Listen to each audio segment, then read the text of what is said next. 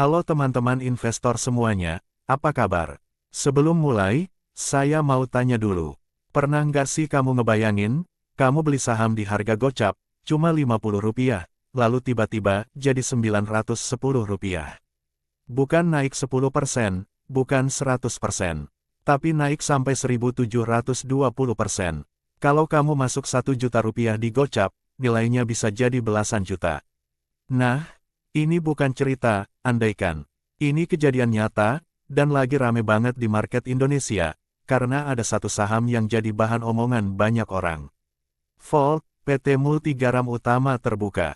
Dan cerita makin seru, karena di tengah lonjakan harga itu, muncul satu nama yang bikin publik makin heboh, Johnny, si retail kakap. Hari ini kita akan bongkar ceritanya pelan-pelan ya. Biar kamu nggak cuma ikut hype, tapi ngerti. Sebenarnya ada apa di balik lonjakan brutal ini?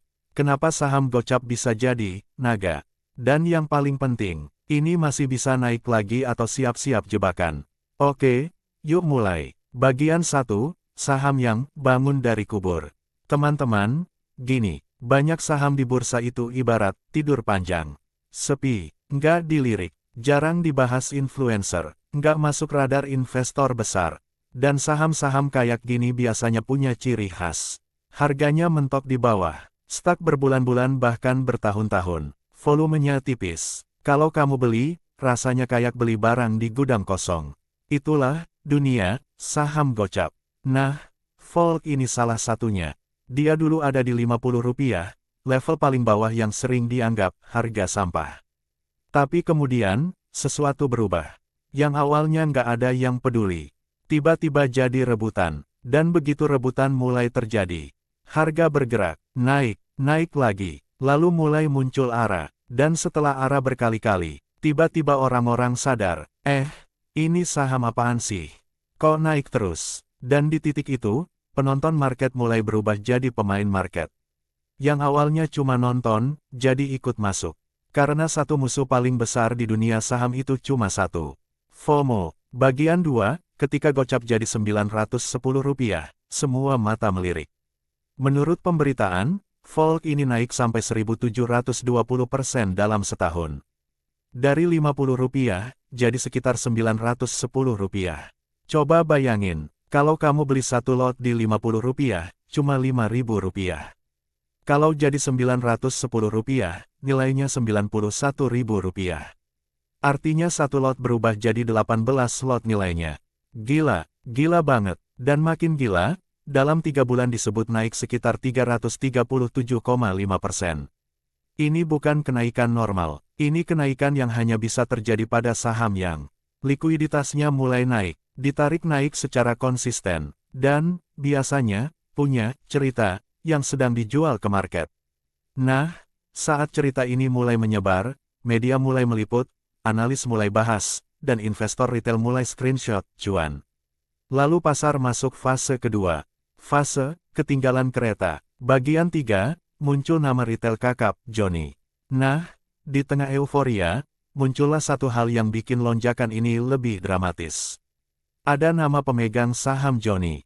Dan bukan sekadar muncul sebagai pemegang kecil ya, tapi tercatat punya sekitar 5,09% kepemilikan saham. Teman-teman, kalau sudah lebih besar dari 5% itu artinya, bukan recehan, bukan coba-coba, sudah masuk kategori kepemilikan yang dianggap signifikan. Dan karena namanya sudah beberapa kali muncul di banyak saham lain juga, publik akhirnya menganggap, wah ini bukan retail biasa, ini retail kakap. Tapi ingat ya, ini bagian yang sering membuat banyak investor retail salah langkah. Ketika melihat orang besar masuk, banyak yang otomatis mikir, kalau dia beli, aman dong. Padahal, retail kakap pun punya tujuan. Dan tujuan mereka belum tentu sama dengan tujuan kamu. Kamu mungkin ingin investasi 2 tahun, pegang sampai jadi besar, tapi mereka bisa saja main 2 minggu, lalu keluar ketika euforia memuncak. Jadi jangan pernah beli saham hanya karena mengikuti nama. Beli karena kamu punya strategi. Bagian 4, kenapa saham gocap bisa meledak? Ini pola umumnya. Sekarang saya cerita secara sederhana. Saham gocap itu seperti korek api. Selama nggak ada gesekan, dia mati. Tapi sekali ada gesekan, api kecil bisa jadi kebakaran besar. Dan pemicunya bisa macam-macam. Aksi korporasi, perubahan kepemilikan, rumor ekspansi bisnis, aktivitas transaksi yang tiba-tiba besar, atau kekuatan supply demand yang dimainkan. Volt ini salah satunya mulai ramai karena faktor korporasi. Ada isu, rencana terkait PMT-HMETD atau private placement. Artinya, perusahaan berencana menerbitkan saham baru untuk pihak tertentu, sekitar 143.216.080 saham, sekitar 3,63% dengan potensi dilusi sekitar 3,50%. Nah, aksi korporasi kayak gini biasanya memberi harapan baru. Ada dana masuk, ada investor strategis, ada agenda ekspansi, atau minimal, ada story untuk dibawa naik. Dan ketika story ini cocok dengan pasar, harga bergerak, terus bergerak, sampai akhirnya, orang yang awalnya nggak tertarik pun ikut masuk. Bagian 5, puncak cerita, fase euforia. Di dunia saham, ada fase yang selalu berulang. Fase akumulasi lalu fase markup lanjut fase euforia kemudian fase distribusi dan akhirnya fase jatuh. Nah, teman-teman, kalau sebuah saham sudah naik 1720%, kita harus jujur. Saham itu sudah sangat mungkin ada di fase euforia atau mendekati euforia. Tanda-tanda fase euforia biasanya mulai viral, banyak konten, to the moon. Kemungkinan termasuk bahasan saya ini, bisa jadi sebagai tanda euforia, tentunya dengan alasan karena diperhatikan pasar. Mungkin banyak juga yang pamer profit. Dan kalimat paling sering muncul adalah, masih bisa naik nggak? Kalimat itu adalah kalimat paling berbahaya. Kenapa? Karena di fase itu, pasar tidak bertanya, berapa nilai wajarnya, tapi bertanya, besok arah lagi nggak? Dan ketika pasar sudah berpikir begitu, kamu harus sadar, ini bukan lagi tentang fundamental. Ini tentang psikologi. Bagian 6, realita pahit, saham meledak bisa meledak balik. Sekarang saya mau kasih kamu gambaran yang paling jujur. Saham seperti ini bisa bikin kamu kaya, tapi juga bisa bikin kamu trauma. Karena saham-saham yang naik brutal biasanya punya karakter. Naiknya cepat, turunnya lebih cepat. Orang sering lupa, naik 1720% itu mungkin butuh berbulan-bulan. Tapi turun 50%. Kadang cuma butuh 3 hari. Karena begitu big player selesai distribusi, volume mendadak turun. Antrean jual membesar, dan retail yang masuk belakangan jadi rebutan keluar. Makanya di saham gocap meledak, ada kalimat klasik. Yang cuan bukan yang paling pintar, tapi yang paling disiplin keluar. Bagian 7, cara waras untuk pemula menyikapi saham seperti ini. Oke, sekarang edukasinya. Kalau kamu mau main saham seperti ini, jangan pakai emosi. Pakai sistem. Saya kasih aturan praktis. 1. Jangan pernah all in. Saham seperti ini bukan untuk dana hidup. 2. Modal kecil dulu. Anggap latihan. Kalau profit, syukur. Kalau rugi, kamu masih selamat. 3. Jangan beli setelah arah panjang. Kalau sudah arah 5-10 kali, itu bukan kesempatan, itu bahaya. 4. Entry harus punya alasan teknikal. Bukan karena, kata orang. 5. Wajib pasang cut loss. Misalnya 7% sampai 10% atau di bawah support. 6. Profit juga harus punya target. Kalau profit 20% sampai 40% di saham gorengan, itu sudah luar biasa. Jangan serakah, karena serakah di saham seperti ini, sering dibayar mahal. Bagian 8, prediksi ke depan, masih bisa naik. Sekarang pertanyaan penonton pasti ini. Bang, Volt masih bisa lanjut naik nggak? Jawaban saya, bisa. Tapi sangat berisiko. Kemungkinan ke depan ada 2 jalan. Skenario 1, lanjut naik. Biasanya kalau volume tetap tinggi, demand masih mengalahkan supply, aksi korporasi makin jelas, psikologi pasar masih optimis buta. Skenario 2, koreksi besar. Biasanya jika mulai muncul distribusi, volume besar tapi candle merah, susah tembus resistance, dan mulai banyak yang profit taking. Jadi yang menentukan bukan tebak-tebakan, tapi apakah market masih punya bahan bakar untuk lanjut markup. Dan di saham kecil, bahan bakar itu adalah volume, psikologi, dan kontrol supply. Teman-teman, Volt ini contoh nyata bahwa di bursa saham Indonesia, hal gila bisa terjadi. Saham Rp50 bisa jadi Rp910. Saham yang dulunya tidur bisa jadi raja sehari. Dan muncul nama, retail kakap, Joni menambah bumbu dramanya. Tapi ingat ya, di pasar modal, yang paling sering menghancurkan orang bukan sahamnya, tapi emosinya. Karena ketika orang lain pamer cuan, kamu masuk tanpa rencana.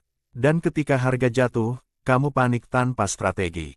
Jadi kalau kamu mau ikut peluang seperti ini, silakan.